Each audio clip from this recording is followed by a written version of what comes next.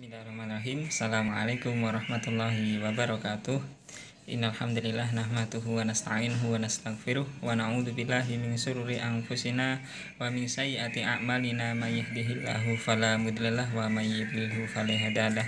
Asyhadu an la ilaha illallah wahdahu la syarikalah wa asyhadu anna Muhammadan abduhu wa rasuluh la nabiyya wa la rasul ba'dah. Alhamdulillahirabbil alamin. Saat ini kita telah memasuki materi yang terakhir, yaitu materi tentang menyiapkan generasi berkualitas, yang insya Allah akan disampaikan oleh beliau Bapak Ahmad Saifuddin, MSI. Sebelumnya, marilah kita buka materi yang terakhir ini dengan bacaan basmalah bersama-sama. Bismillahirrahmanirrahim. Ya. Gambaran secara umum kurang lebih apa yang akan disampaikan Pak Saifuddin adalah bagaimana kiat-kiat dalam Islam dalam membentuk generasi berkualitas. Tidak panjang lebar yang kami sampaikan, langsung saja kami serahkan kepada beliau Bapak Ahmad Saifuddin. Kepadanya dipersilahkan. Assalamualaikum warahmatullahi wabarakatuh. Pada Mas Bayu selaku host dari kegiatan ini, kemudian para calon pengantin yang dimuliakan Allah. Alhamdulillah, pada sesi kali ini akan kami sampaikan bagaimana kita menyiapkan generasi yang berkualitas. Ini penting bagi calon pengantin untuk menyiapkan generasi, karena salah satu tujuan pernikahan adalah untuk regenerasi, agar kita mendapatkan keturunan. Dan tentunya kita semua para pasangan baru ini ingin mempunyai keturunan yang baik, keturunan yang berkualitas. Oleh karena itu, materi ini juga saya kira sangat penting bagi persiapan sebagai bekal para calon pengantin dalam mengarungi kehidupan rumah tangga. Baik, kita lanjutkan. Kita berpedoman dalam Al-Quran, sudah disebutkan dalam surat An-Nisa. A'udzubillahi minasyaitonirrajim. Bismillahirrahmanirrahim. Wal yakhshal ladzina law taraku min khalfihim dzurriyyatan di'afa khafu 'alaihim falyattaqullaha wa yaqulu qawlan sadida. Yang artinya, dan hendaklah takut kepada Allah orang-orang yang seandainya meninggalkan di belakang mereka anak-anak yang lemah, yang mereka khawatir terhadap kesejahteraan mereka. Oleh karena itu, hendaklah mereka bertakwa kepada Allah dan hendaklah mereka mengucapkan perkataan yang benar. Dari ayat ini Allah sudah memberikan peringatan kepada kita agar kita jangan sampai meninggalkan generasi atau orang-orang di belakang kita itu dalam keadaan lemah.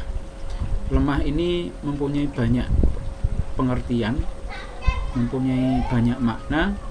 Bisa lemah secara fisik, bisa lemah secara mental, dan juga bisa juga lemah secara spiritual, akhlak, macam itu. Dan ini kita saat ini sudah terjadi adanya berbagai macam problematika remaja dan permasalahannya, kehidupan bebas, mungkin anak-anak yang terlantar di jalanan.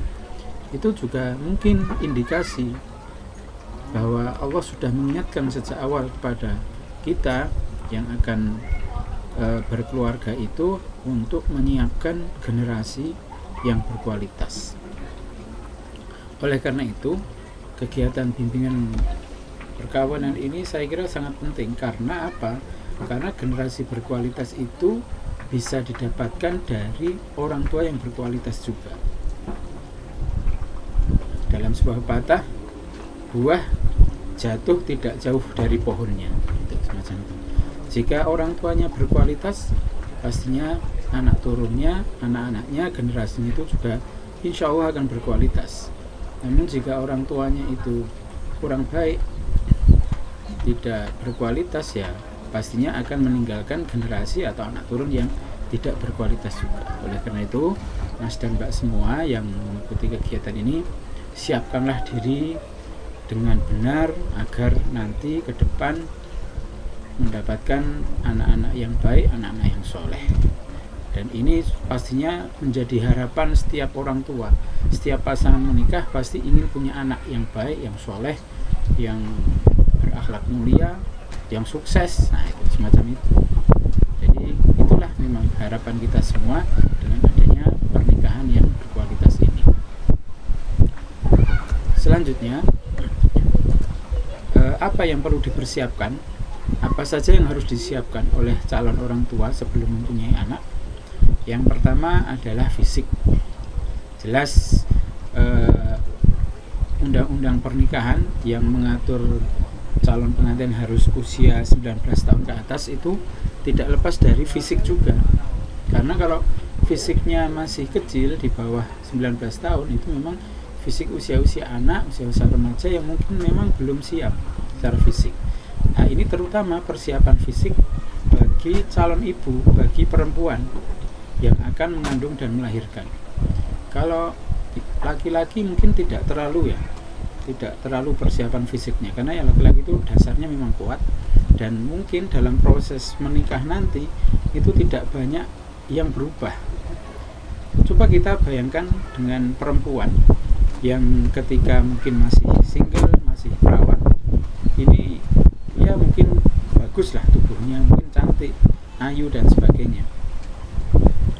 Tapi bisa kita lihat perubahan fisik ketika si perempuan atau seorang istri ini sudah mulai mengandung, usia sebulan, 2 bulan, 3 bulan, sampai 9 bulan, itu akan terjadi perubahan yang begitu besar.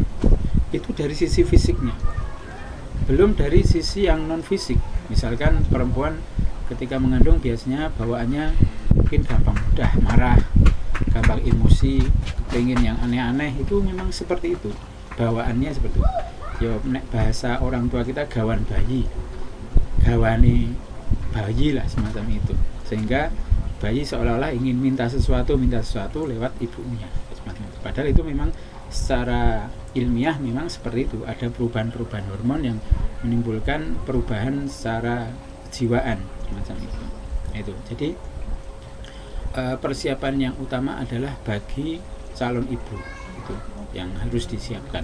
Oleh karena itu, makanya sebelum menikah biasanya dari KUA minta pemeriksaan di puskesmas atau imunisasi TT, semacam itu. Itu mungkin dalam rangka mempersiapkan seorang ibu itu akan seorang istri itu yang akan menjadi seorang ibu yang nanti mengandung, melahirkan dan menyusui dan seterusnya. Itu memang harus seperti itu prosedurnya. Itu. Kemudian juga yang perlu disiapkan adalah secara mental atau psikis, kejiwaan. Jadi sekilas di fisik tadi sudah kami sampaikan bahwa memang ketika proses mengandung itu memang ada perubahan secara kejiwaan, psikis, secara mental. Oleh karena itu dari pihak suami maupun istri harus benar-benar memang menyiapkan mental, baik menjadi seorang bapak, seorang suami itu menjadi seorang bapak, dan juga seorang istri itu menjadi seorang ibu bagi anaknya. Itu. Jadi seperti itu yang harus disiapkan secara psikis. Jadi kadang ketika menikah kita masih terbawa bahwa kita itu masih sendiri, masih mikir dewe, masih egois dengan kepentingan, keinginan, ingin menyalurkan keinginan kita sendiri tanpa mikir orang lain. Padahal kalau sudah beristri atau sudah bersuami itu pikirannya harus zawat. Kemarin sudah kami sampaikan, harus berdua untuk kepentingan bersama. Jangan sampai hanya enak gawe dewe tapi tidak enak untuk orang lain, untuk istri kita, untuk suami kita, untuk pasangan kita. Nah ini sekarang besok ketika persiapan punya anak ini, besok akan punya anak. Nah, sudah punya anak, anaknya memang butuh susu, butuh makanan asupan dan sebagainya. Bapaknya mungkin masih ingin menyalurkan hobinya dengan membeli barang-barang yang sesuai dengan hobinya. Hobi merpati ya tunggu beli merpati, hobi burung kicauan ya tuh, beli burung, beli apa perlengkapan mancing, perlengkapan sepeda dan sebagainya. Padahal dalam kebutuhan tadi malam yang disampaikan Pak Hakim itu sudah disampaikan bahwa kita harus mampu memilah dan memilih mana yang prioritas kebutuhan. Apakah ini kebutuhan prioritas atau kebutuhan non prioritas, atau bahkan apakah ini berupa kebutuhan atau hanya keinginan. Itu juga harus menjadi pertimbangan kita dalam memenuhi kebutuhan-kebutuhan yang ada di rumah tangga itu. Oleh karena itu, pastinya dengan persiapan mental dan psikis ini, pastinya nanti insya Allah anak juga akan baik mental secara psikisnya. Coba kita bayangkan jika kita masih terbawa emosi kita, gampang nesu, gampang marah, bodoh dan sebagainya. Padahal kita punya anak kecil. Anak kecil itu dia akan melihat lebih banyak melihat apa yang dia tangkap dari pengalaman-pengalamannya, dari apa yang dia lihat, bukan dari apa yang dia dengar. Makanya ketika orang tua itu mungkin marah, baik bapaknya atau ibunya marah, bertengkar dan sebagainya, dilihat oleh anaknya, ini otomatis anak itu sedang belajar. Oh, seperti itu. Kalau ingin sesuatu yang tidak tercapai itu boleh marah-marah seperti itu. Mungkin marahnya dengan menendang atau memukul atau melempar semacam itu. Itu mungkin anak akan belajar dari situ. Makanya banyak juga anak yang gampang tersulut emosinya, gampang kelahi lah semacam itu, bandel dan sebagainya. Itu mungkin memang orang tua memang belum siap secara mental untuk memberikan keteladanan yang baik bagi anak, sehingga anak cenderung mengikuti apa yang dia lihat.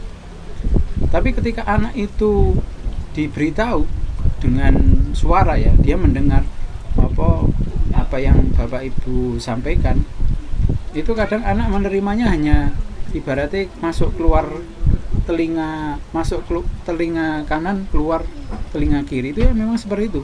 Dia akan lebih banyak memahami apa yang dia lihat.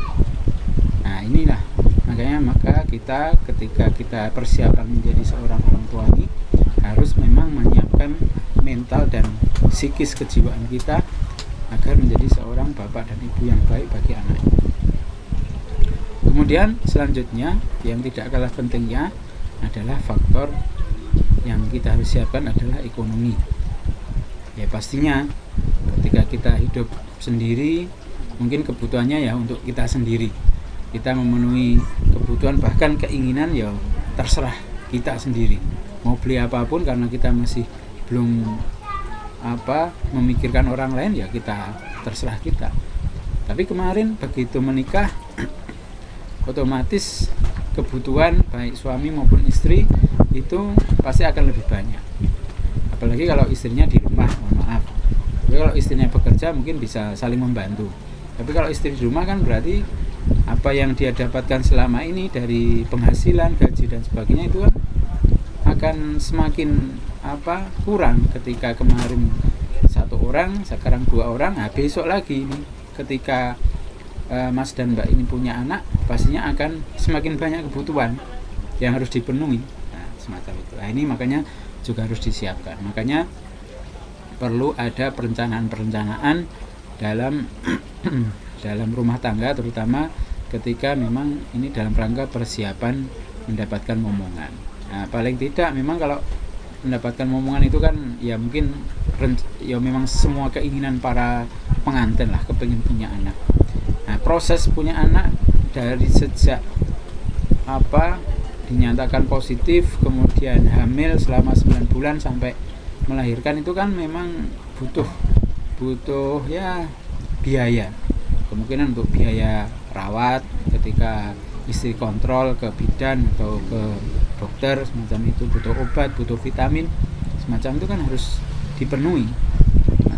Nah, ini makanya butuh persiapan 3 hal ini. Sebenarnya ada masih satu lagi adalah persiapan ilmu. Jadi Mas dan Mbak ini jangan terus berhenti ketika sudah menikah itu untuk menggali ilmu. Misalkan besok ilmu tentang mengasuh anak usia segini itu baiknya bagaimana, nanti umur berapa baiknya dilakukan bagaimana, itu perlu ilmu semacam itu. Jadi ilmu sekarang ini gampang sekali kita dapatkan lewat kita buka internet, itu kita sudah bisa mendapatkan ilmu yang banyak semacam itu.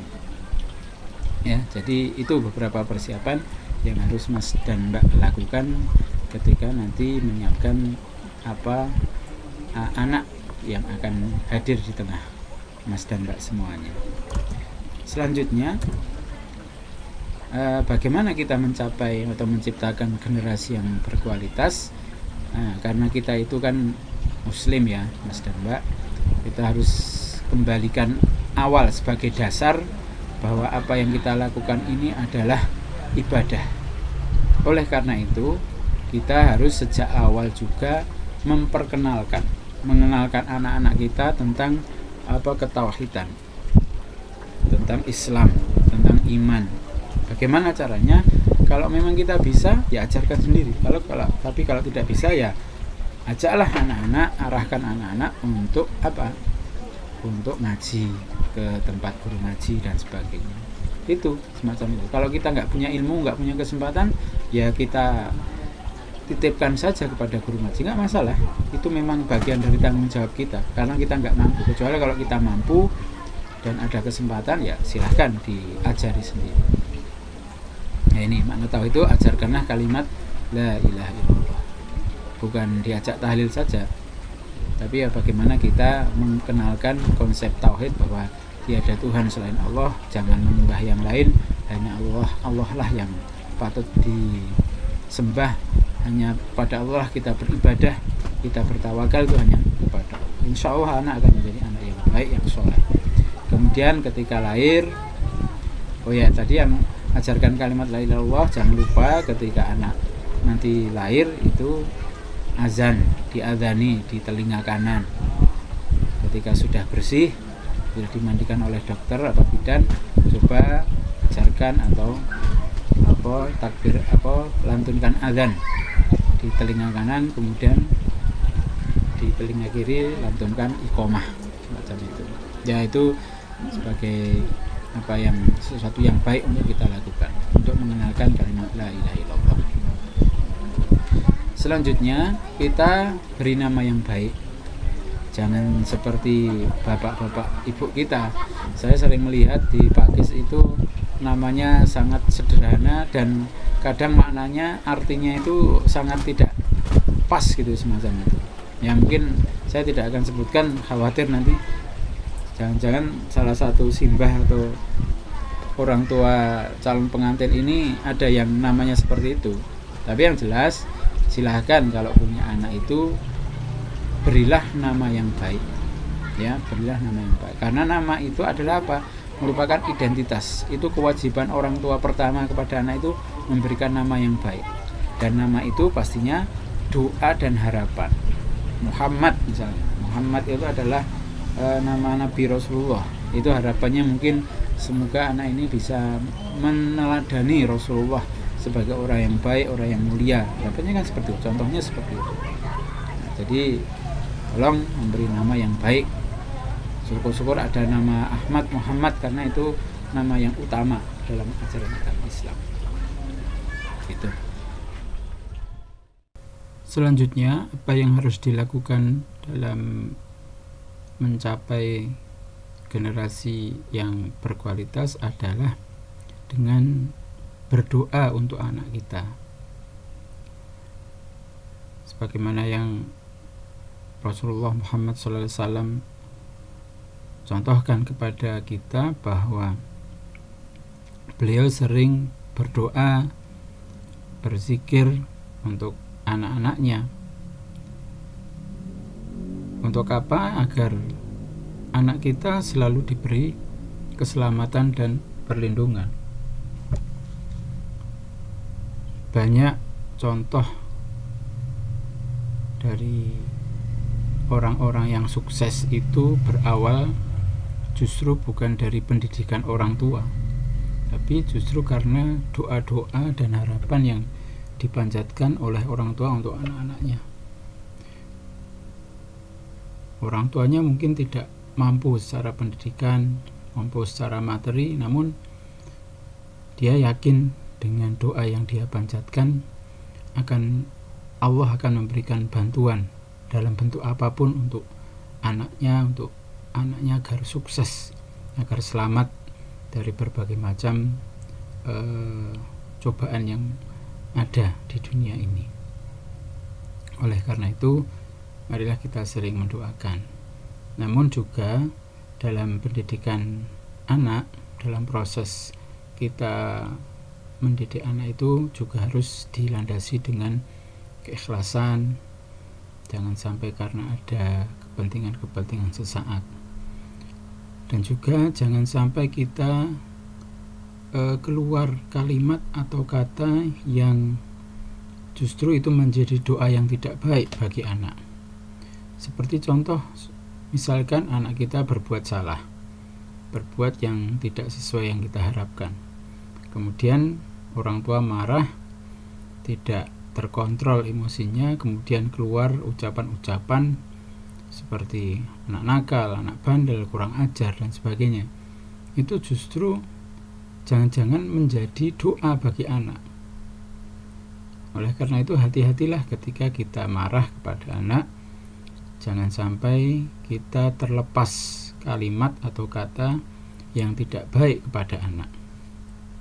Selain itu, kalimat-kalimat yang tidak baik, yang merendahkan, yang kesannya itu menyalahkan, itu juga berdampak tidak baik bagi anak pada perkembangannya ke depan.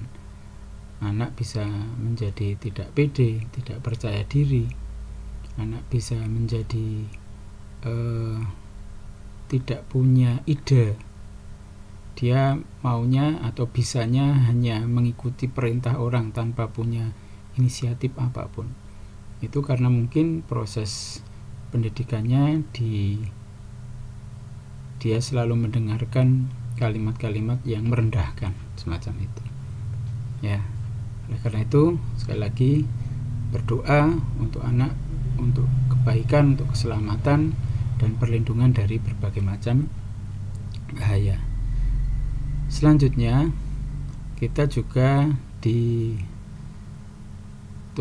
untuk bisa mendidik anak dengan rasa cinta, karena perhatian, rasa kasih sayang, rasa cinta dalam proses kita mengasuh mendidik anak itu, maka nanti ke depan dalam pertumbuhannya anak akan mempunyai karakter pribadi yang baik, yang kuat.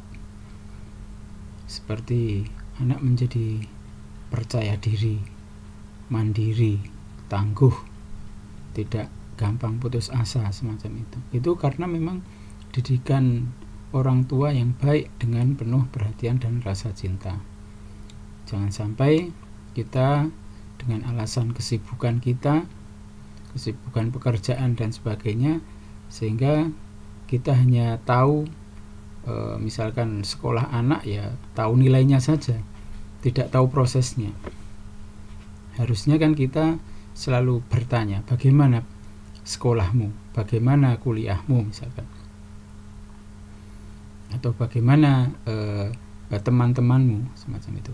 Kita harus sampai seperti itu. Itu menunjukkan bahwa orang tua itu perhatian pada dia, pada si anak itu. Jika anak merasa diperhatikan, pastinya dia tidak akan mencari-cari perhatian ke tempat yang lain atau melakukan hal-hal yang tidak biasa. Karena ketika anak yang masih balita saja, ketika tidak diperhatikan orang tuanya, biasanya dia akan menangis, akan berbuat yang di luar batas, itu ya karena mungkin memang ingin mencari perhatian, mencari kasih sayang dari orang tuanya.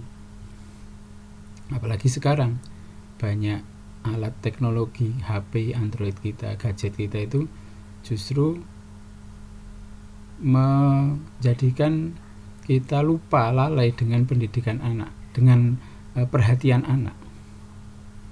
Kita mungkin berada di dekat anak, tapi kita asik dengan HP kita. Itu kan berarti kita hanya menemani, bukan mendampingi, semacam itu.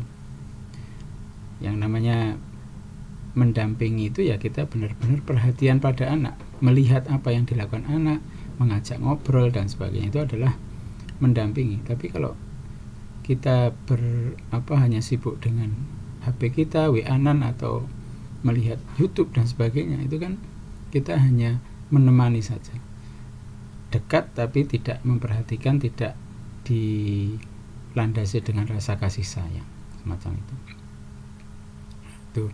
Kemudian selanjutnya yang terakhir adalah mengutamakan pendidikan akhlak.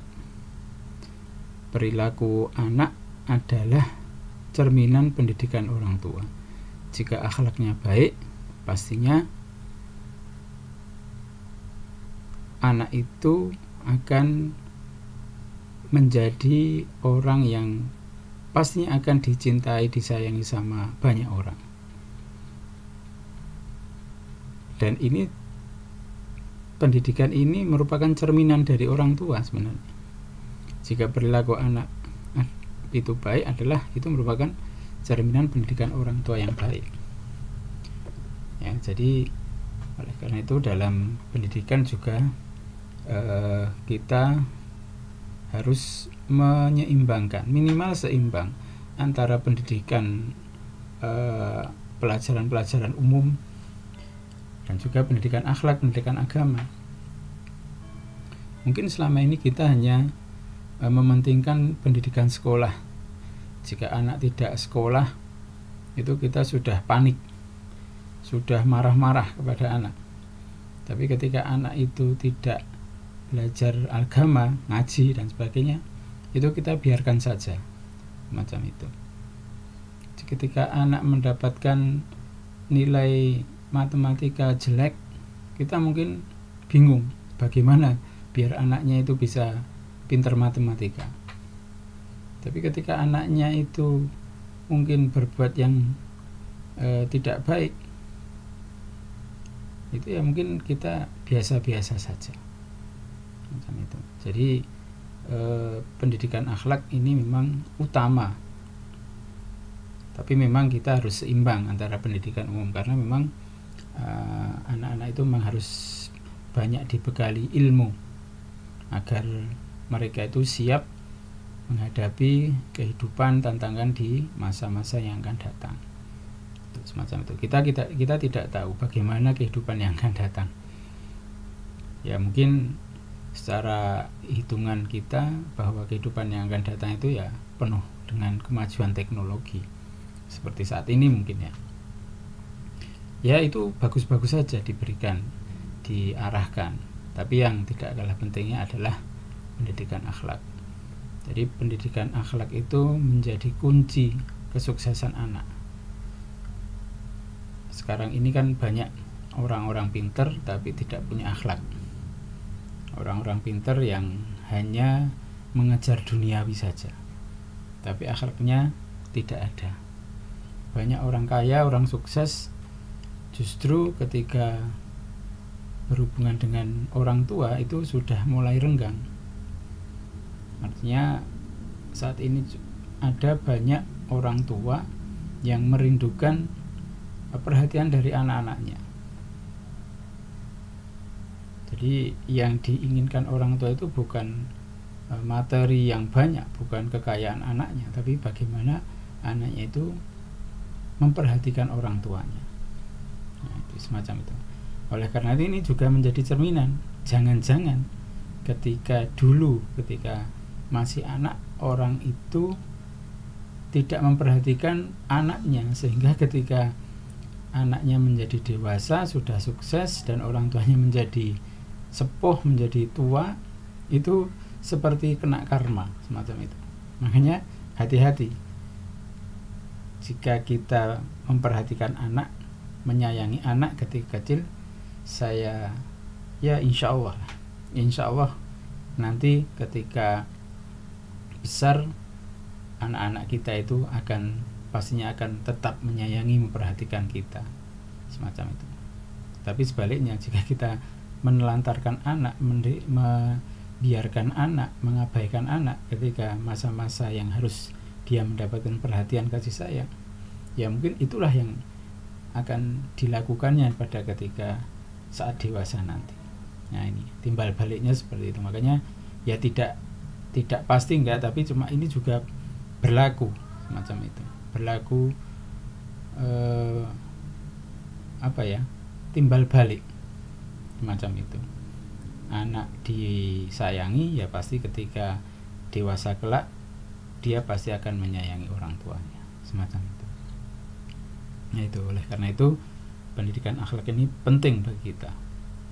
Akhlak yang baik merupakan kunci kesuksesan dalam kehidupan bermasyarakat, kehidupan sosial.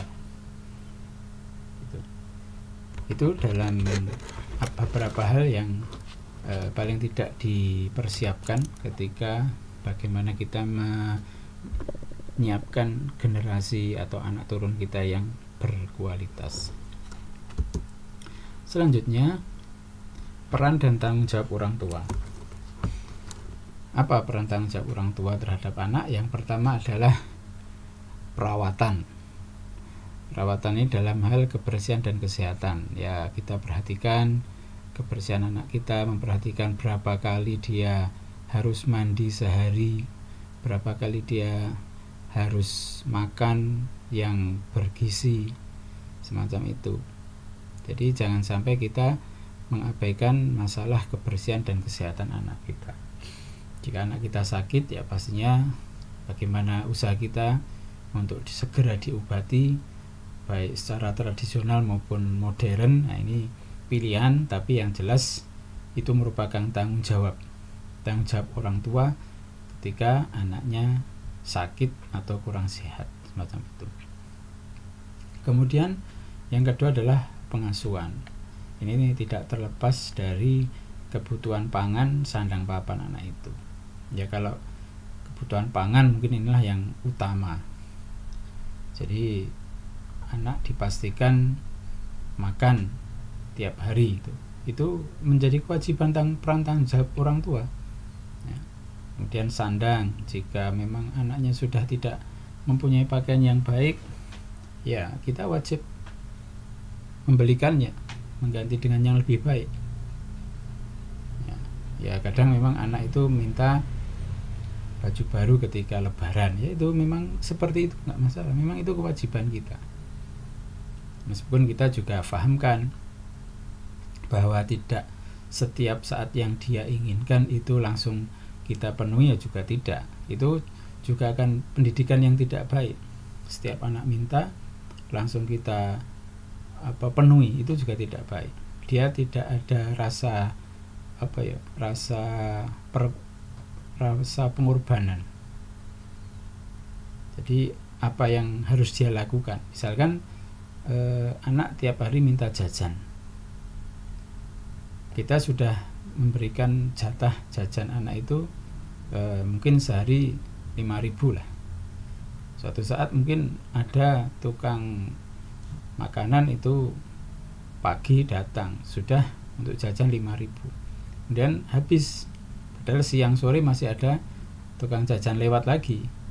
Nah, itu kan nanti anak minta lagi padahal jatahnya 5.000, terus dikasih. Nah, itu kan berarti tidak mendidik tanggung jawab. Kalau pendidikan tanggung jawab, ya saya beri uang 5.000 ini untuk sehari, jatahnya tiap hari 5.000. Entah mau dibuat jajan pagi, siang, sore itu silakan, tapi jelas apa yang harus dia lakukan adalah memanfaatkan uang 5.000 itu sebaik mungkin, gitu, semacam itu. Jadi ya seperti itu untuk mencukupi kebutuhan pangan, sandang, dan papan. Papan itu kaitannya dengan rumah.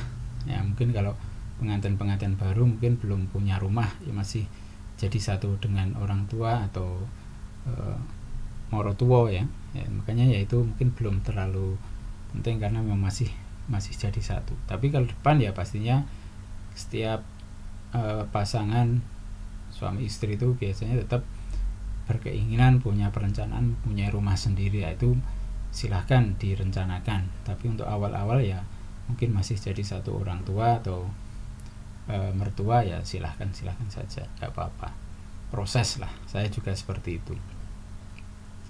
Kemudian selanjutnya perlindungan dari apa? Dari berbagai macam hal yang akan menyakiti anak-anak itu sendiri. Seorang tua harus menjamin anaknya itu dalam keadaan aman, selamat dari berbagai macam kekerasan dan penganiayaan. Justru terjadinya kekerasan dalam rumah tangga itu kan kadang sering dilakukan oleh orang tua itu sendiri. Nah, ini yang terjadi di masyarakat kita, bukan oleh orang lain, justru malah orang tua sendiri. Ketika marah, tidak bisa mengontrol emosi, akhirnya melakukan kekerasan fisik, menampar, menendang dan sebagainya. Makanya kalau sudah terjadi semacam ini, ya pastinya ini tidak bertanggung jawab. Orang tua itu berarti tidak bertanggung jawab dalam sisi perlindungan kepada anak-anaknya, menelantarkan atau membiarkan anaknya main di jalan, membiarkan anaknya bergaul dalam suasana pergaulan bebas lah, semacam itu dibiarkan, berkumpul laki-laki perempuan berduaan sana kemari dibiarkan saja. Itu kan berarti tidak melindungi, terutama yang punya anak perempuan. Macam ini banyak sekali terjadi kekerasan seksual dan sebagainya yang menimpa anak perempuan. Itu kan terjadi hal-hal yang di luar keamanan yang menimpa anak-anak itu seharusnya itu tanggung jawab dan peran orang tua menjamin itu semua.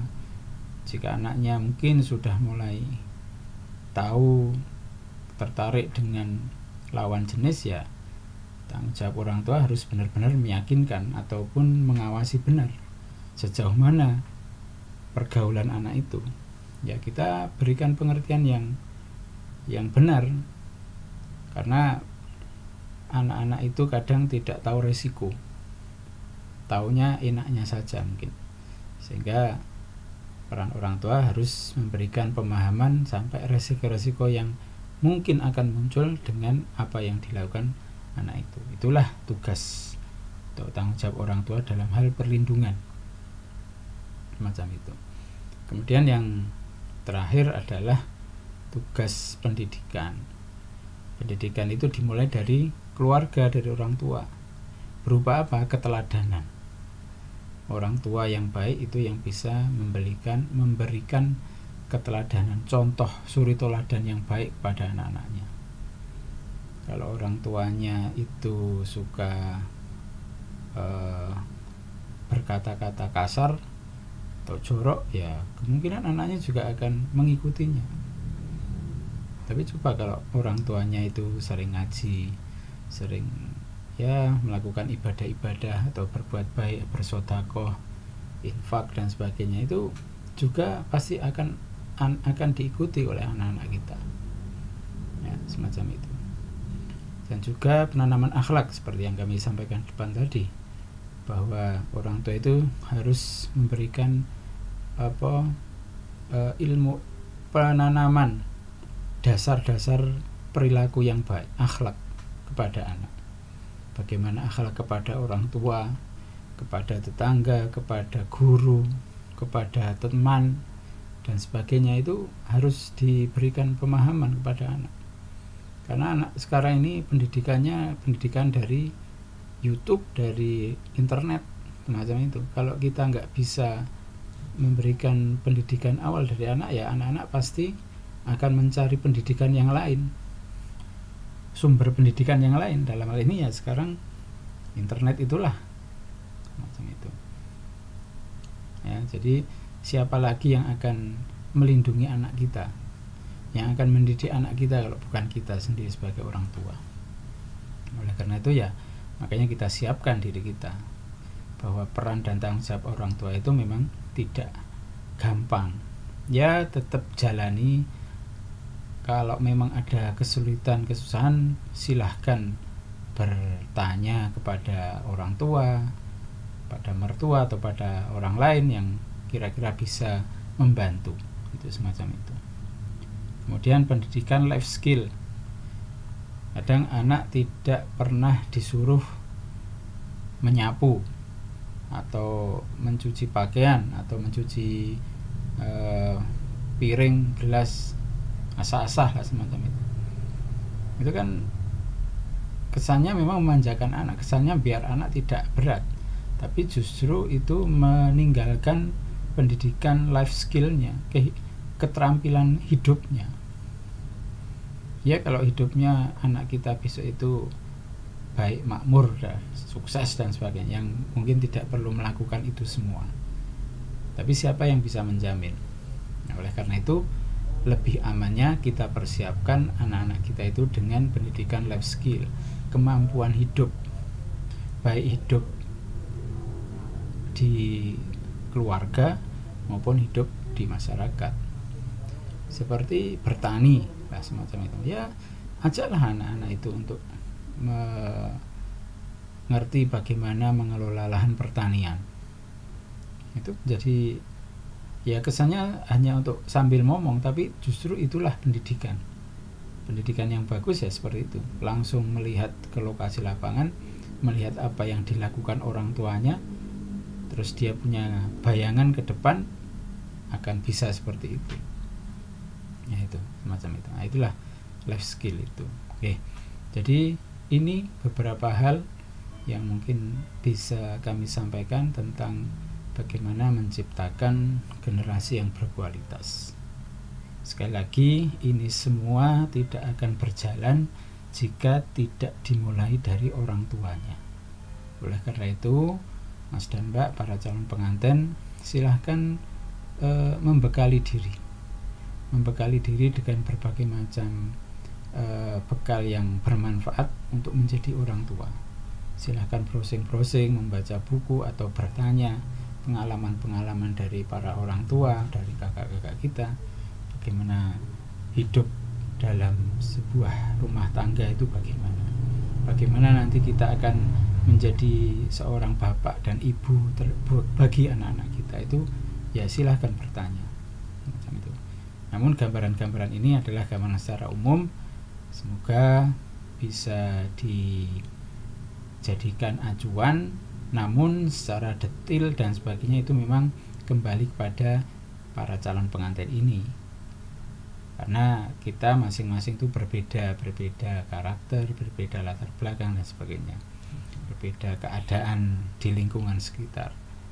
Nah, yang kami sampaikan adalah hal-hal yang umum, dan mungkin nanti bagaimana calon pengantin ini bisa mengaplikasikan dalam kehidupan di rumah tangganya yang nyata nanti.